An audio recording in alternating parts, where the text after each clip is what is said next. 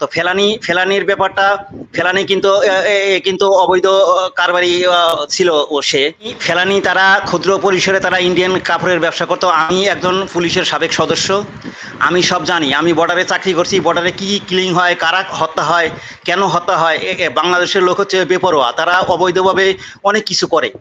সেই আপনার ভাষা আওয়ামী লীগের ভাষা একই। আপনি একজন দালাল, আপনি একজন দেশপ্রেমিক নাগরিক না। আপনার মতো লোকে পুলিশ বাহিনীতে ছিল। এই পুলিশ বাহিনী আপনার মতো পুলিশদের মাধ্যমে কলঙ্কিত হয় রাষ্ট্র। আপনি দেশের মানুষগুলোকে চোর বানিয়ে দিয়ে গেলেন। কি অসভ্যতা! ক্ষমা চাইবেন, না হলে আপনার ভারতীয় দালাল হিসেবে আপনি ভারতীয় এদেশের থাকারই অধিকার আপনার নাই। আমার মনে হয় যে অবসরপ্রাপ্ত পুলিশ সদস্য এই কাজগুলো করেছে, যার কারণে উনি অন্যায়কে অন্যায় দেখতে পারেন না। আর ন্যায় তো ব্যাপারে বললেন, সীমান্ত হত্যা কি জন্য হয়, কি কারণ হয়? যারা অবৈধ পথে অবৈধ চোরাচালানি করে তারাই কিন্তু সীমান্তে, কোনো নিরীহ লোক কিন্তু সীমান্তে হত্যা হয় না। আমি কোনো দল করি না, কোনো কিছু করি না, কোনো এই দুই দলকেই আমি ঘৃণা করি। কারণ বিএনপি দুর্নীতিবাজ, আওয়ামী লীগ দুর্নীতিবাজ। আমি যেহেতু আপনি বলেন যে যারা অপরাধী তারাই সীমান্তে হত্যা হয়, ফেলানি কি অপরাধ করেছিল যার কারণে তাকে সীমান্তে হত্যা করা হয়েছিল? হ্যাঁ, ফেলানি তারা ক্ষুদ্র পরিসরে তারা ইন্ডিয়ান কাপড়ের ব্যবসা করতো। আমি একজন পুলিশের সাবেক সদস্য, আমি সব জানি। আমি বর্ডারে চাকরি করছি, বর্ডারে কি কিলিং হয়, কারা হত্যা হয়, কেন হত্যা হয়।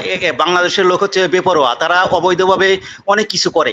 তো ফেলানির ব্যাপারটা, ফেলানি কিন্তু অবৈধ কারবারি ছিল। ও সে তো যাই হোক, এখন হত্যা শিকার হয়ে গেছে বিদায় হত্যাটা মর্মান্তিক, এটা আমরা কেউ আশা করি না। তো এখন আমার প্রশ্ন, আমার উভয় দলের নেতা যারা এখানে আছেন, তারা কেন তাদের সরকার প্রধানরা কেন এই আইন সংশোধন করলেন না? পুলিশ আসলে অনেক সমস্যা পুলিশের ভিতরে আছে, সর্বসময় এটা বলা সম্ভব না। তো এইটা তারা নিজেরা তাদের দলীয় কারণে ব্যবহার করার জন্য এই পুলিশের আইন এগুলা তারা সংস্কার করেন না। আর দুর্নীতি, পুলিশ নিয়োগের দুর্নীতি, বদলি দুর্নীতি, সবকিছু দুর্নীতি আছে, কিন্তু এই দুর্নীতি সব দলই করেন। ফেলানির বয়স কত ছিল সেটা কি আপনি জানেন? ফেলানির বয়স কত ছিল আপনি কি জানেন সেটা? ফেলানির বয়স যাই থাক, 5 বছরের ছেলেরাও ব্ল্যাক করে এই দেশে। আমি প্রত্যক্ষ সাক্ষী, আমি এটা জানি বাংলাদেশের লোকেরা কেন হত্যা হয়, কেন কি হয়, এটা আমরা জানি। বলতে চাচ্ছেন মানে 9 বছর বয়সের ফেলানি তিনি ভারতে গিয়েছিলেন কাপড় ব্ল্যাক করে নিয়ে আসতে? এটা হয়, এটা আপনারা হয়তো জানেন না, কিন্তু বাস্তবে এরকম ঘটনা হয়। এরকম ঘটনা হয়। তারা ছোট শিশুকে ব্যবহার করে, বর্ডারে ছোট শিশুদেরকে এইসব কাজে তারা ব্যবহার করে। এরকম আছে, এরকম ইন্টারনাল অনেক বিষয় আছে, এটা আছে। কিন্তু আমার এখন প্রশ্ন হচ্ছে যে এই পুলিশ যে হারে ডিউটি করে, যে পরিশ্রম করে, তাদের মানসিক অবস্থা এমনিতেই অলরেডি সবসময় খারাপ থাকে। তো তাদেরকে বিশ্রামের কোনো ব্যবস্থা নাই, কিন্তু কোনো সরকারি এটা কোনো পদক্ষেপ নেন না। সাবেক অবসরপ্রাপ্ত পুলিশ সদস্য না অফিসার ছিলেন উনি যে বললেন যারা সীমান্তে যায় তারা সবাই অপরাধী। তো উনি যদি থাকতেন ওনার কাছে, তারপরেও বলি যে কয়েকদিন আগে বিজিবি সদস্য রইসুদ্দিনকে গুলি করে হত্যা করা হলো। উনি কি অপরাধ সংগঠিত করেছিলেন? আর ফেলানিকে যে হত্যা করে তার কাটার সঙ্গে ঝুলিয়ে রাখা হলো, ওনার বয়স ছিল, ওই ফেলানির বয়স ছিল 14 বছর। ও কি অপরাধ করতে গিয়েছিল? তার এই কিছুদিন আগে বাংলাদেশ সীমান্তের মধ্যে ঢুকে একজন কৃষককে গুলি করছিল একজন বিএসএফ সদস্য। ওই কৃষকের কি অপরাধ ছিল? ওই কৃষক তার জমিতে ফসল ফলাতে গিয়েছিল, এটাই তার অপরাধ ছিল কিনা? আবার 2001 সালে বড়ইবাড়িতে ঘুমন্ত বিডিআর সদস্যদের উপর এই ইন্ডিয়ান বিএসএফরা গুলি করলো এবং 3 জনকে হত্যা করলো। এই বাংলাদেশি বিডিআরদের কি অপরাধ ছিল? এই পুলিশ সদস্য উনি কি খালি ওই যে ট্রাক থেকে আর মাছের গাড়ি থেকে চাঁদা আদায় করেছেন, নাকি কোনটা ন্যায় কোনটা অন্যায় সেটা বাছ বিচার করে কাজ করেছেন? বর্তমানে বাংলাদেশের পুলিশ তো মনির ভাই, এই যে আমাদের নাটোরে কমার্শিয়াল ভাবে প্রচুর মাছ চাষ হয়, প্রচুর মাছ চাষ। যেমন অন্যান্য অঞ্চলে মাঠকে মাঠ ধান চাষ হয়, আমাদের অঞ্চলে মাঠকে মাঠ পুকুর, এখানে মাছ চাষ হয়। এই মাছগুলো যখন গাড়িতে করে ঢাকায় নিয়ে যাওয়া হয়, পুলিশরা রাস্তার পাশে দাঁড়িয়ে থাকে। প্রত্যেকটা পুলিশকে আপনি টাকা না দিয়ে এই মাছের গাড়ি নিয়ে ঢাকায় প্রবেশ করতে পারবেন না, একটা গাড়িও প্রবেশ করতে পারবে না। ওই মুন্সিগঞ্জ বলেন, কাঠপুট্টি বলেন, মামা বলেন, কোথাও একজন পুলিশকে টাকা না দিয়ে আপনি সামনের দিকে এগোতে পারবেন না। প্রতিটা পুলিশ চাঁদার জন্য রাস্তায় দাঁড়িয়ে থাকে। কেন পুলিশ এই সমস্ত কাজ করবে কেন? আমার মনে হয় এই যে অবসরপ্রাপ্ত পুলিশ সদস্য এই কাজগুলো করেছে, যার কারণে উনি অন্যায়কে অন্যায় দেখতে পারেন না, আর ন্যায় তো বোঝেনি না।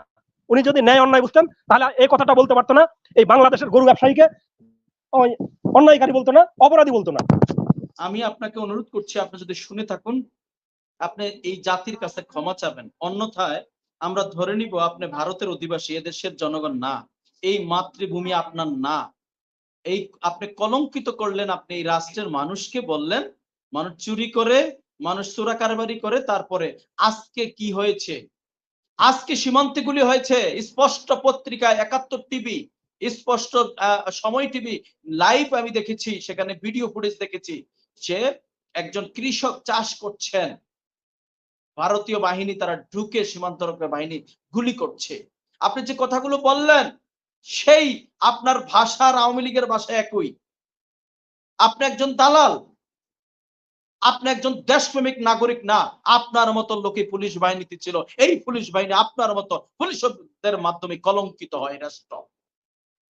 আপনি দেশের মানুষগুলোকে চোর বানিয়ে দিয়ে গেলেন, কি অসভ্যতা! ক্ষমা চাইবেন, না হলে আপনার ভারতীয় দালাল হিসেবে আপনি ভারতীয় এদেশের থাকারই অধিকার আপনার নাই। আমি জানি না, আপনার ঠিকানা জানলে আমি আরো কথা বলবো। আমি আমি বিনয়ের সাথে হিরো ভাইয়ের সাথে একমত পোষণ করছি, কারণ উনি অতিরিক্ত বাড়াবাড়ি করেছেন। ওনার পুলিশের পক্ষ নিয়ে কথা বলার ওনার কোনো দরকার ছিল না। ওনার প্রশ্নটা করে উনি চলে যেতে পারতেন। উনি সাবেক পুলিশ কর্মকর্তা, এখনো পর্যন্ত সরকারের সুবিধা নিচ্ছেন। উনি জাতীয় টকশোতে এসে কথা পুলিশের পক্ষে ছাপাই গাওয়াটা মোটেও উচিত হয় নাই। নিজেও একজন সাবেক পুলিশের পুলিশ সদস্য ছিলেন, কিন্তু উনি কথা বলাটা একেবারেই অন্যায় হয়েছে। উনি যদি এখনো শুনে থাকেন, উনি নিশ্চয়ই কোনো না কোনো টকশোতে এসে জাতির উদ্দেশ্যে ক্ষমা চাইবেন। আমি একজন সাধারণ নাগরিক হিসেবে আমিও কিন্তু সকল পুলিশ খারাপ বলি না, সকল পুলিশ খারাপ এই কথাটা আমি কখনোই বলি না। আর অথচ উনি সব মানুষকে খারাপ বলে চলে গেলেন, মানে কতটা এই উনাদের মতো লোক আবার পুলিশ বাহিনীতে ছিল, আমি ধিক্কার জানাই। এই উনাদের মতো পুলিশ বাহিনীতে কল্পনা করা যায়? আচ্ছা, এদিকে আর বাড়ালাম না, উনি ক্ষমা চেয়ে যাবেন অন্য কোনো একটা অক্ষরের মাধ্যমে। আমি আশা করব যদি মনুষ্যত্ব বোধ থাকে, যদি দেশপ্রেম থাকে, তাহলে উনি ক্ষমা চাইবেন, দ্বিতীয় কোনো কথা নেই। এইবার আমি যাচ্ছি কয়েকটা বিষয়। প্রিন্স ভাই, বাংলাদেশের দুজন সম্প্রতিকালের, একজন হচ্ছে পুলিশ প্রধান বেনজির আহমেদ, আরেকজন হচ্ছেন সেনাবাহিনী প্রধান মিস্টার আজিজ শাহ। দেখেন, এই দুজনেই কিন্তু ঐতিহাসিক ব্যক্তি, দুজনেই বাংলাদেশের জন্য ঐতিহাসিক। কিভাবে? বেনজির আহমেদ একমাত্র ব্যক্তি যিনি পুলিশের আইজি ছিলেন,